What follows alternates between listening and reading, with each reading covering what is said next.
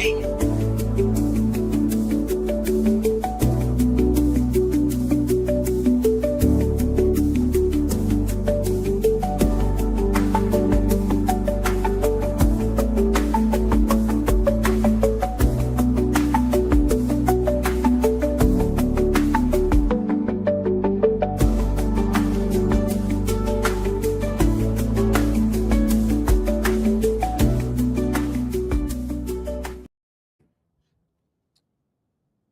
salam, salam. What it do? I do the habit. We back at it. Gonna be another exclusive interview. Hold on, let me turn this off now. Turn that off right now. Another exclusive interview with our worldwide family.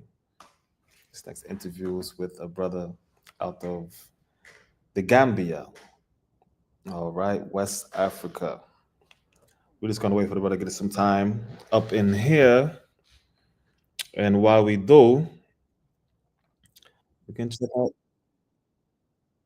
out some Ahmadi music, right? While we waiting on the brother. Oh, also when comes in here, I would like him to boom, invite guests. Okay. Boom, bop. That'll be waiting.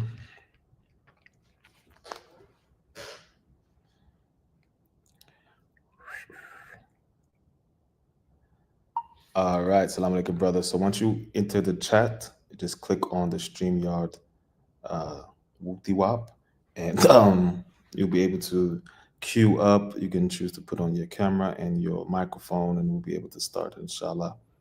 Here waiting for you.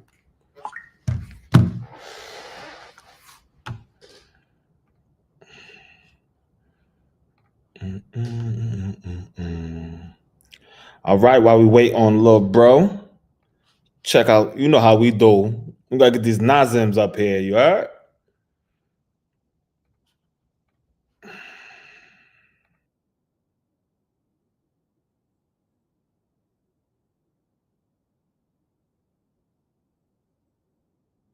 Peace be on you. May the peace of Allah be on you. Assalamu alaikum. Peace be on you. Assalamu alaikum. Peace be on you. Assalamu alaikum. Peace be on you.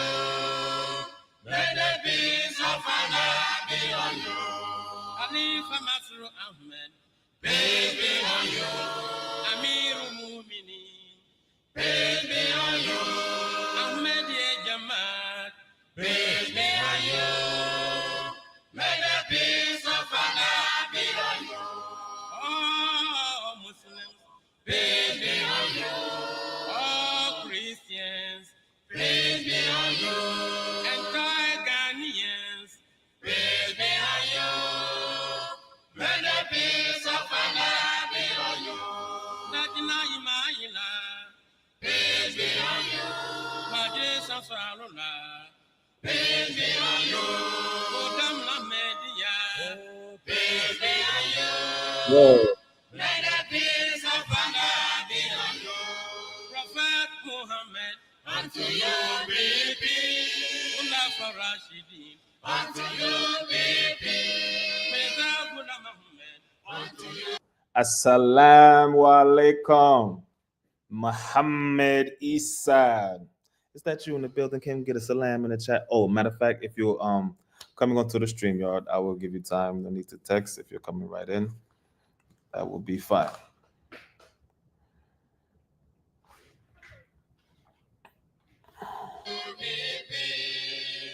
May the peace of Allah be on you. Prophet Muhammad. Unto you be peace. Ullah for Rashidin. Unto you be peace. Ullah Muhammad. Unto you be peace. May the peace of Allah be on you. First Khalifa. Unto you be peace. Second Khalifa. Unto you be peace. Second fourth Khalifa. Unto you be peace. May the peace of Allah be on you. Yamini Shirano.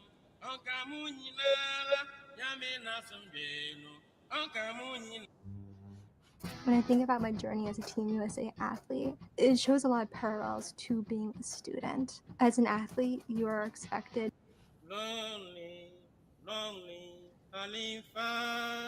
Aha, mashallah. Yes, yes. Okay, the brother is here. Let me get you in here. Assalamu alaikum. Walaikum salam. Oh, great. We have great reception, great audio. Alhamdulillah. How are you, brother? I'm fine, alhamdulillah. I'm doing great. Muhammad Issa. So, I would like to welcome you to Freedom Boulevard. I know you know my first name, but I'm going by my middle name online. This is Abdul Kabir, but I put Abdullah Abbott, mashallah. But so to get right into it, Thank you very much. oh, Thank you for the invitation. What'd you say? I said thank you for the invitation. Yes, no problem. So I would like to just open up this conversation. We're starting with where you're from and a little bit about your background. Assalamu alaikum warahmatullahi wabarakatuh. My name is Muhammad Issa.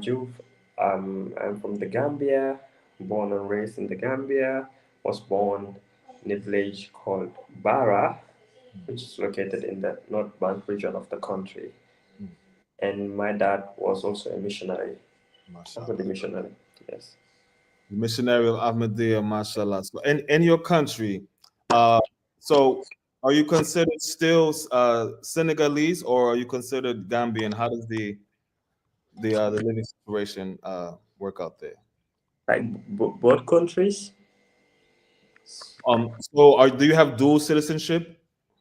Yes, because both of my parents are from Senegal, and they were born and raised in Senegal, and so I have dual citizenship of Senegal and Gambia.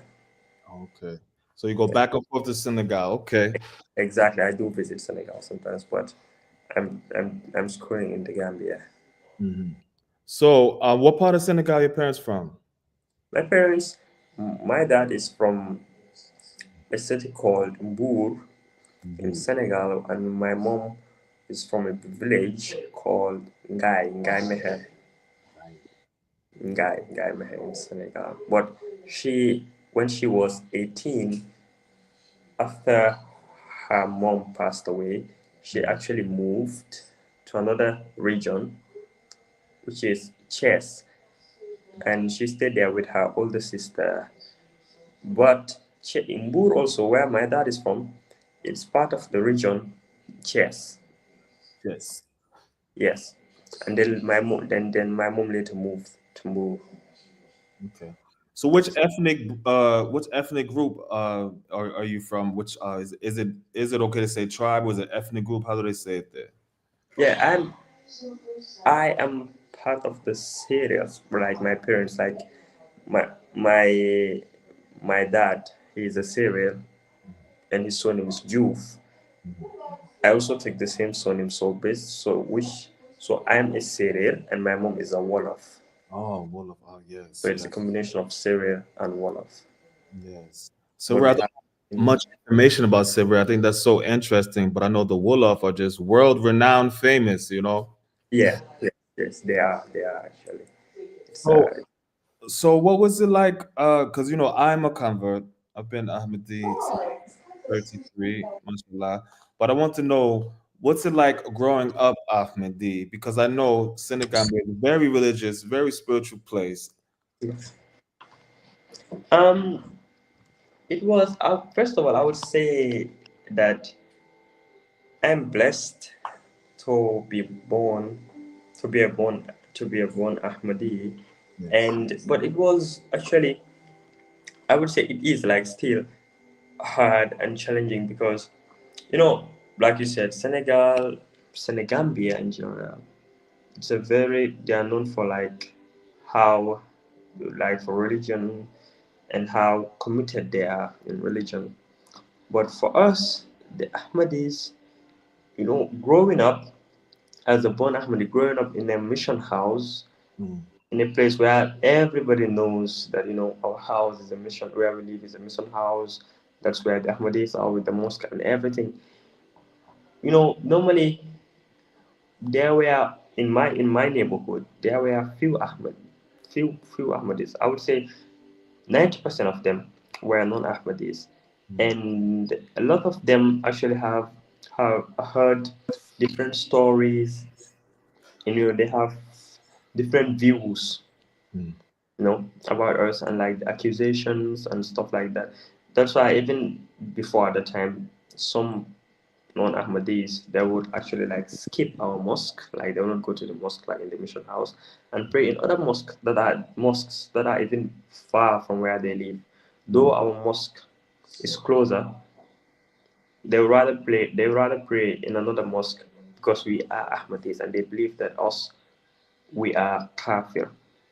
Mm. So growing up, it was you do hear some stuff, but still at the same time, because of the relationship my family had with the people there, and like how great they were, that was not actually a big problem. We were able to fit in.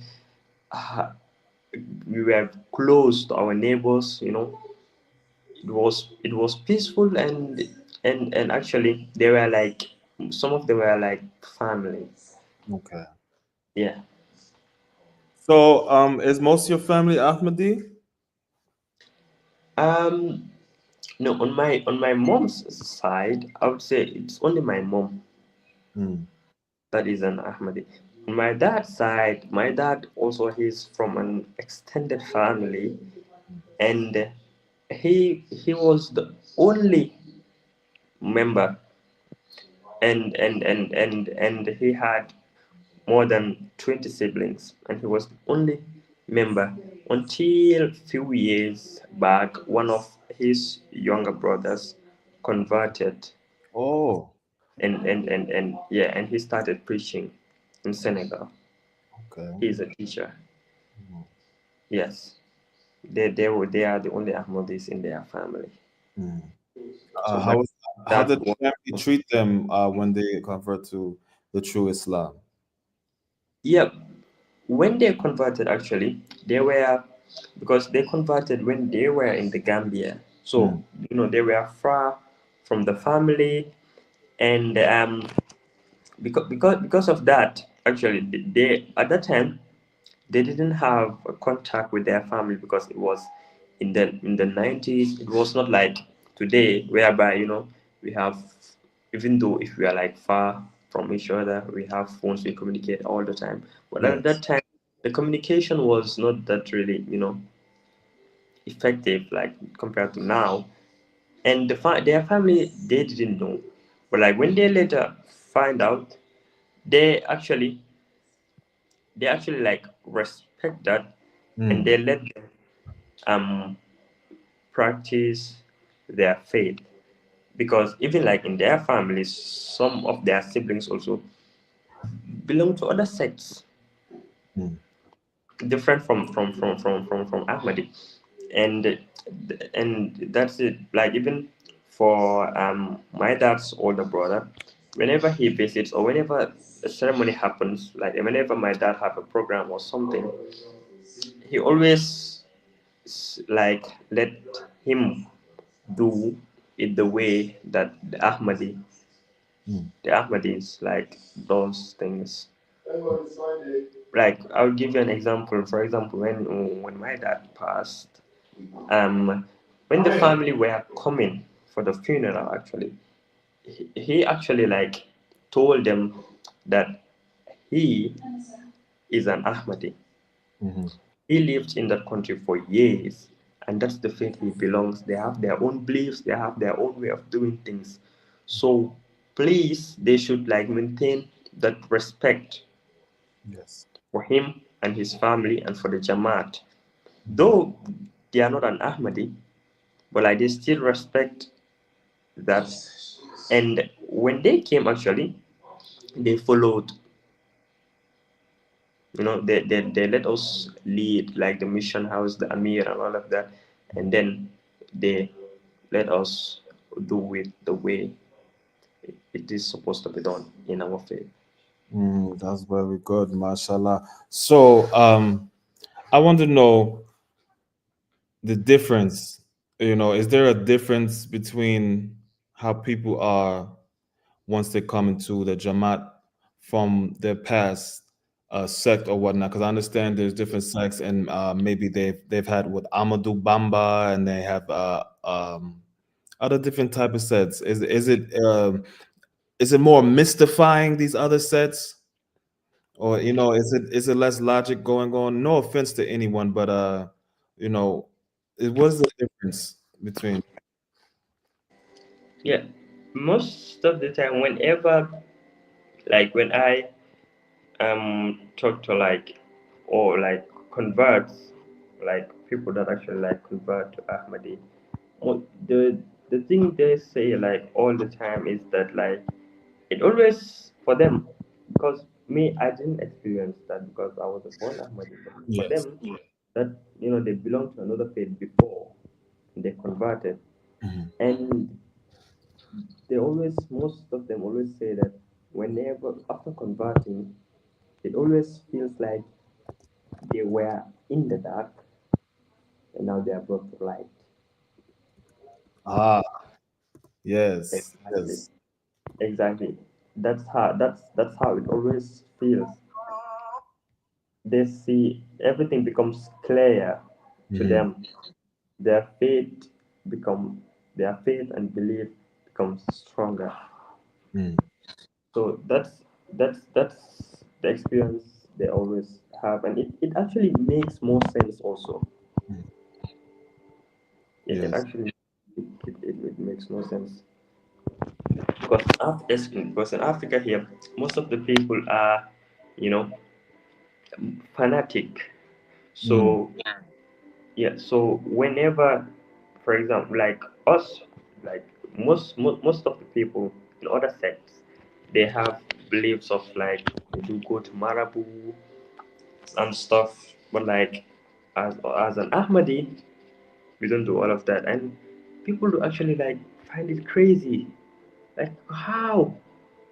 Like who is protecting you? You don't go to the Marabu. You don't do this. You don't do that. No, I always say no, Mm. no. Allah is here. I believe in Allah, and Allah will continue to protect and guide me as a humble servant.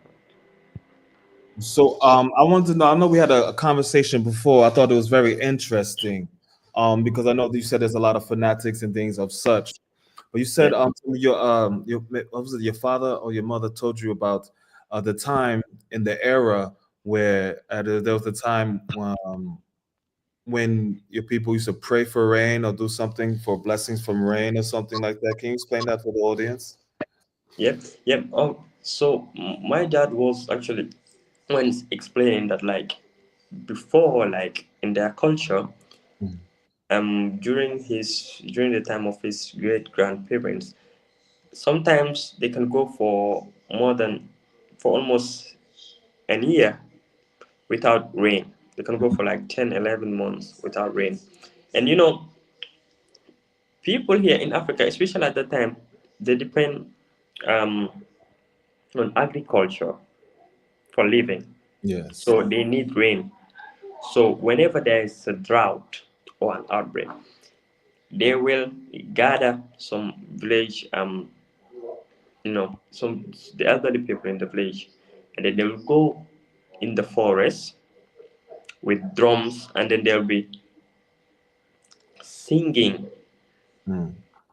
and praying for the rain. And whenever they do that, like it happens.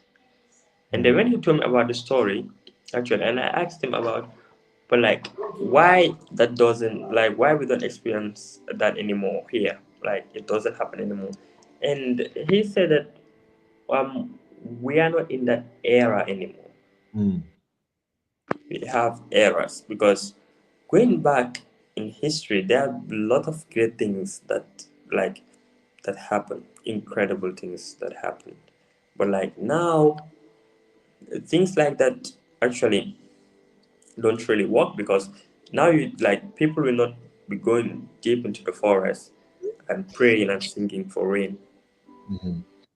Even Yeah. if there's drought, like you, for example, you are a farmer and there's no rain, and you do and you do that for a living, so you need a rain. You need rain.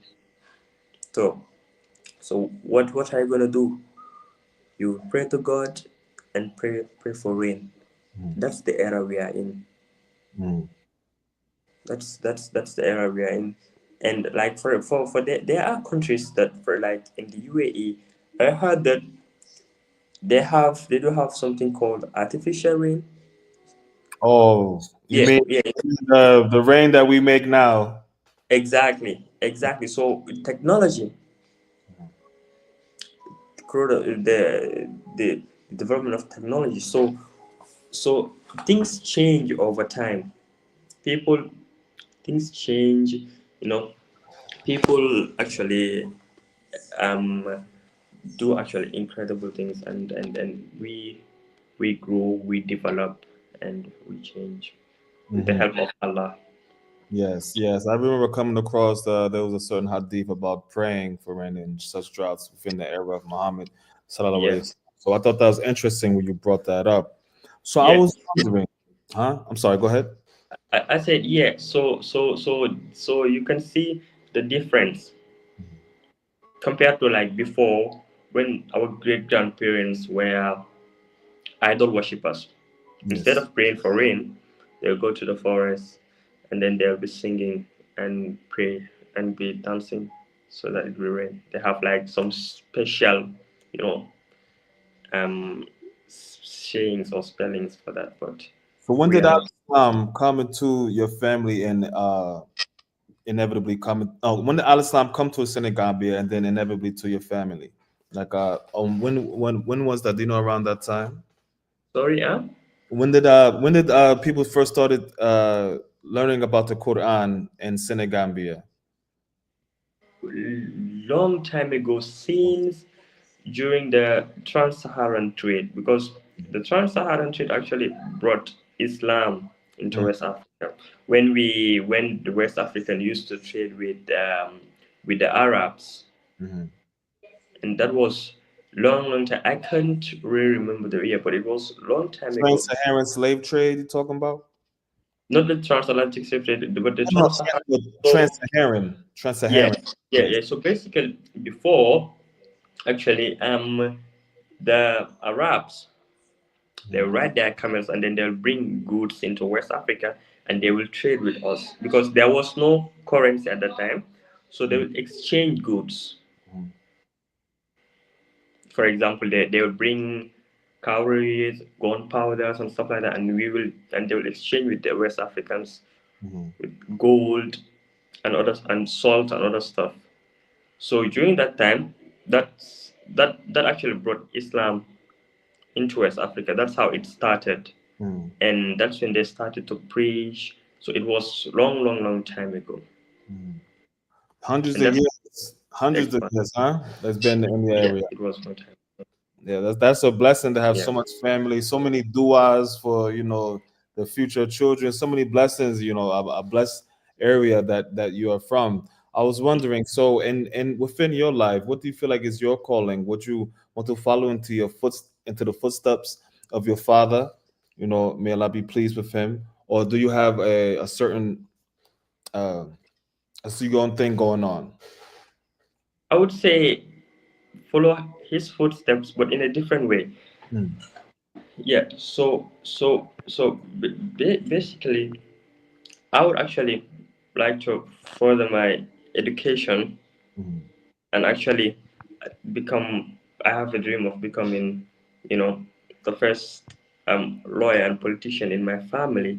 mashallah. But that would be also a great way to follow the footsteps of my father, to continue to fight for the Jamaat, to defend the Jamaat, because if I become a lawyer and I will and like if I fulfill my dream of becoming a lawyer in the International Criminal Court, Mm, I would be able to defend as an international lawyer, Yes. I'll be able to defend and fight for the Ahmadis they are killing every day in Asia, like in Pakistan.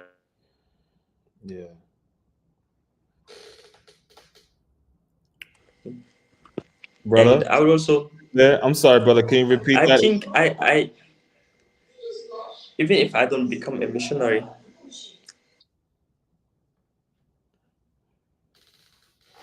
It's all right. We have time. I will wait. You can hear me now? Can you hear me? yeah, yeah, I can hear Okay. you now. Yes. So, international lawyer. That is wonderful idea. And speaking of, the atrocities in Asia, and it's still going on. Yes. Yes, Mm. So this is why we get in like Asia, I'm sorry. in Palestine, Mm. Yes. Yes, we definitely need someone to champion us, inshallah. yes. And I pray that your school goes well. I remember going to Jassa, UK, and I saw the Emir of Sierra Leone, and he had this so awe-inspiring story about his journey to becoming a lawyer and speaking with Hazur and things like that. Have you let Hazur know of your aspirations? Not yet, Mm. not yet. But I do write to him for prayers. Yes, yes, yes, they do. Yes. So you are in attending school now. Yes. MashaAllah. Which school do you go to? Zenit Preparatory. It's an international Cambridge International School. Okay, that's good. Yeah, That's yeah, yeah, yes. In the Gambia. mhm. So how many years would it take to be? Because I know it takes like maybe sometimes 7 years to be a regular lawyer, but an international lawyer, that's big. How long? How many years would that take, brother? Inshallah. Yeah, it actually um kind of depends on the in the country that I study. For example, if I study in the USA, it can take close to 7 year. It can take around 7 years because I need to get, before going to law school in the USA, you need to get an undergraduate degree first. Hmm. And to get an undergraduate degree in another field, it will take 3 years. Hmm. And then after getting the undergraduate degree, then apply. It will take me like an year to apply for law school, take the LSAT exam, and then Elsa, yes. LSAT exactly. And then if I go to law school for the Juris Doctorate, it also take 3 years, and Hmm. then another 1 year to prepare for the bar exams, depending on the state, you know. Hmm. And after after passing the bar exam, then I can become an attorney. Yes. That will actually like take close to 8 years. Mhm. But in the UK, I can pursue LLB just after high school Mhm. as an undergraduate. Yes, it's different So in UK. It's quicker. yeah, yeah, yeah. It's quicker, but after after that also it takes another time and process to actually get into the maybe UN or any other international organizations. Yes, we need you in the Yeah. UN, my brother. Yes. So everyone watching this, we make sure you make dua for brother Muhammad Issa Jof. So we need this brother to champion us. So I was wondering, so the process of you going to school now, so it will be after that, it'll be the time being. So how old are you now? I'm 18 years old now. Wow. Yeah. Wow. And that is a mature young man. I believe you will attain all your dreams. And I will pray for you Amen. also that you Amen. attain Amen. your things, inshallah. Amen. Amen. Amen. Yeah, Yeah. yes. So tell me, in the Gambia, how long does it take to go from the Gambia to your to Is the school in Senegal or your school is in the Gambia? It's in the Gambia. Okay. It's Yes. it's it's it's a like it's a 20 minutes walk, Okay. sometimes 15 minutes, so it's not far from where I live. Mhm. It's Yeah. just like it's a 15 minutes walk. Oh, we have a comment from Maak Jof. Though Ahmadiyyat has changed a lot of that, but there are still people who are so much into cultural beliefs. Yes, yes, this is true. Yes. Yeah, that is actually true. hmm So, Like I said earlier, in Africa here, people are actually very fanatic. So we do see that actually. mm-hmm. Yeah. Yes, you almost have to be like a sign. Like here, I've come to find out that a lot of these thinkings of the American Black Muslim, because we have at least like 100 years, right? But the coming into it, I found out that Ahmadiyya Yes. is is the group that came to America and that inspired a lot of these groups that we have today, and we never knew it. I see it as like a spiritual evolution of my own to find out because my father used to follow an imam called W.D. Muhammad, and he was a son of Elijah Muhammad, who was in the Nation of Islam, but he broke away from the nation because he said that it wasn't Islam. But with W.D. Muhammad, he would look at things more logical, or even how they didn't have the answer, but a lot of people in that group, they didn't really always just say, "Oh, that Jesus would just ascend and things like that." Like they were teetering on the idea, and I come to find out that it originally comes from the Jamaat. It took me to leave my country to find a Jamaat and take my bayat and to come back. I didn't know it was so close to even my home state of New Jersey. It's very Mhm. it's, Yes. it's beautiful and it's very logical, and yes, the fanaticism must go away. Yes, and is there so around you? Do they still, even in the Gambia, they have these Yeah. same practices? I know we talked about Senegal, but in the Gambia, it's the same type of populations. Yes. hmm Actually, not like for like the other sects, they are like originally and they started like in Senegal. So it's actually we do have that here, and but like most of them, or I would say like some of them follow the sects in Senegal, Mm. the sects that are original from Senegal. So uh, whenever they have like their annual celebrations, people actually leave the Gambia and go to Senegal. But Mm. like in the Gambia here, there are also few like other few groups. There are other few groups and that actually also do their own um, annual celebrations and have their own beliefs and they have their own like How's community the there. Jalsa out there? Sorry, what did you say? How's Jalsa out there in the Gambia? Jalsa, here actually it's fine. It's okay. We do have members that come like mm, many members actually. Gambia it's a like small country, Yes. but like the growth of the Jamaat here, the Jamaat is actually like growing, and mashallah we do like have more members every year, and they do come during the jalsas and like the ijtimas. MashaAllah. Yeah, that's my plan is to speak the language of my people here to get them to know that Ahmadiyya is the light. The sun Yeah, has risen in the west. I yeah, believe that maybe the first masjid out here was Ahmadiyya post slavery. Because I don't know what was before that, but a lot of these Qur'ans that we had, it came from yes, Ahmadiyya. And I never knew that growing up. It's been like a hidden jewel. Yes.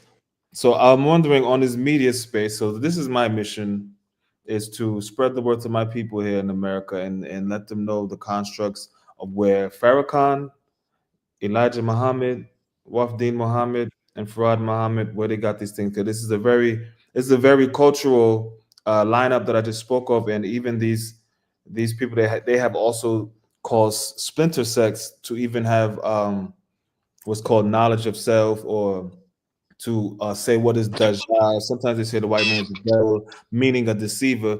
But in Afro, they say the Western countries are under the illusions, the Dajjal. And I plan to open the eyes of my media space. So I wanted to ask you, or is there any other side things you're doing with your contact? You have a YouTube as well? Yes, yes. I have a, I'm actually like planning to start a podcast Mm, because like social media it's the fastest and the quickest way to actually like reach the people and like yes. convey you whatever you want to put out there. And I want to start a podcast that will like cover like all aspects, like and I'll be like inviting people like some of my close friends, and Yes. yeah, for them like maybe to talk about their personal experience about Mm. other stuff. Yes, yes, yes. I asked Hazul last year when I went to Just UK, and how I can spread the information to my people and things like that. He told me to make the money first and know listen. So I'm working on making the money and getting my Yes, yes, yeah. getting, getting it out there. Is very true. People tend to Yeah, listen yeah, to yeah. But successful. actually, fun fact: the idea of going to the United Nations and becoming an international lawyer, I got it from a mulakat that I watched. So and so, a lady asked Huzur that he is about to do her bar exams, and when she becomes a lawyer, she wants to defend the Jamaat. Yes. And she asked Huzur, how is she going to do that? And Huzur told her that she should focus more on human rights. Mm, yes. And yeah, and like, and whenever we talk about international human rights, it's always the United Nations and the other international organizations. Mhm. So that's when I get the idea of an Ahmadi becoming a lawyer or an international relation officer in the United Nations or in the ICC. That would be actually a great way to defend and fight for the Jamaat Mhm. globally. So that's when I start to really think about it, and like actually working you can like working for the Jamaat or like fighting for the Jamaat. It's not always about becoming a missionary, but like even in like whatever you do, there's still a way. You still have the opportunity to defend and actually fight for the Jamaat, fight for your faith. So there are Awesome. just different ways. But inshallah, I would really love to like do the same thing. Put the message out there through social media, YouTube, Mhm. Instagram, TikTok, and I pray that Allah Subhanahu wa Taala make it easy for us, inshallah. But I think that was beautiful. The sister was talking about passing her bar exam to fight for the Jamaat.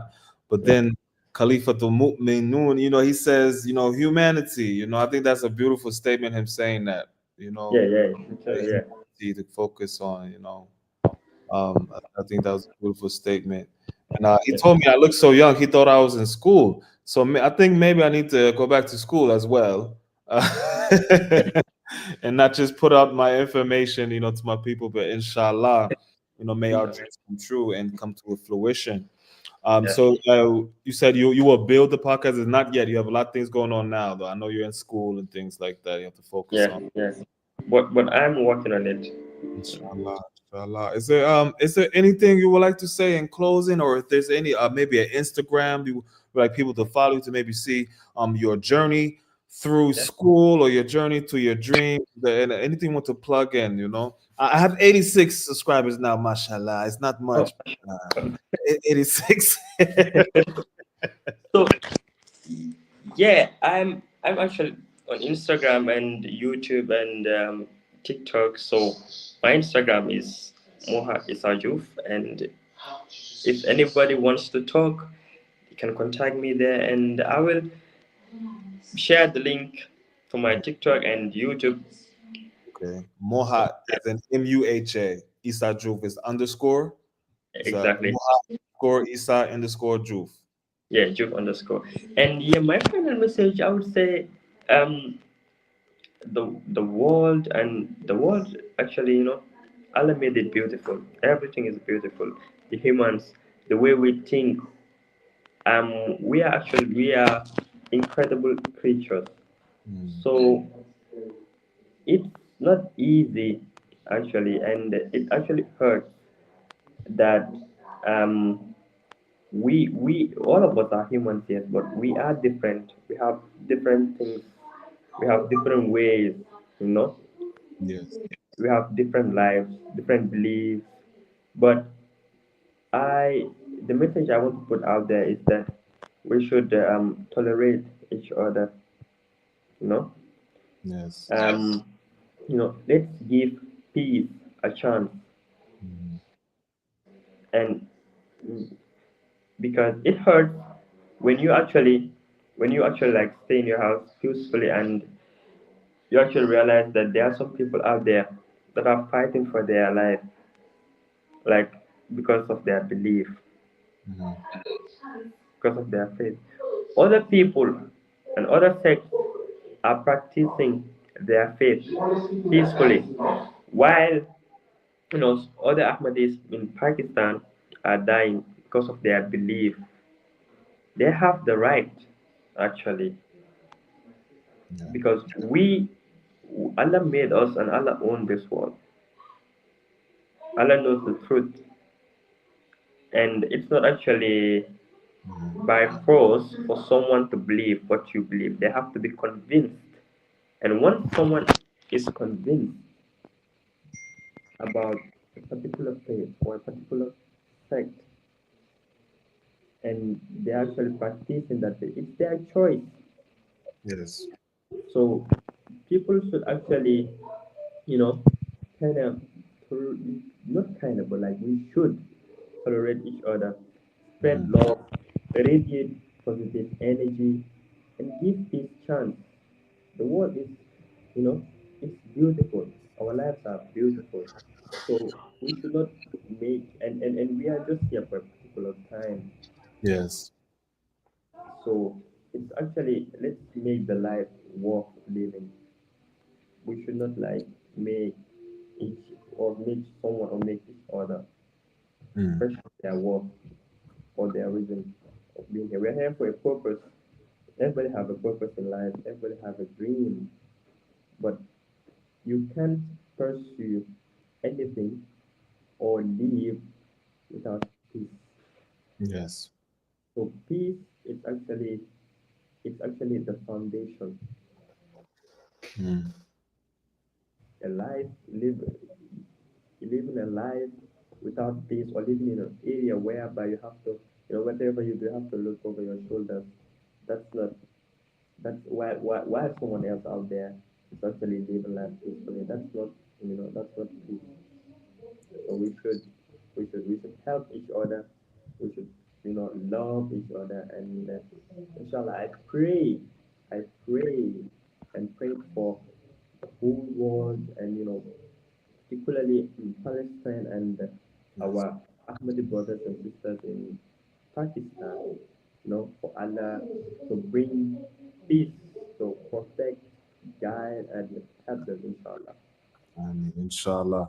Wise and beautiful words from an 18-year-old young man who aspires to be an international lawyer. May Allah bless you and your family. This has been a wonderful talk. I will hope maybe sometime in the future you will come back to Freedom Boulevard and come with your brother Abdul. All right? Is that all right? What'd you say? I'm sorry. The phone froze. The camera froze. You say? Inshallah. Inshallah. Yes, yes, yes. Thank you so much, my brother. So, in closing, is put peace first, humanity. Live and let live. La kum dinu kum waliya din. Thank you, my brother, so much. This is a wonderful interview, and I appreciate you. I know it's late over there. I have to be mindful for you. I'm gonna let you go though, inshallah. All right. All right. Assalamu alaikum warahmatullahi. Wa alaikum salam wa rahmatullahi wa barakatuhu.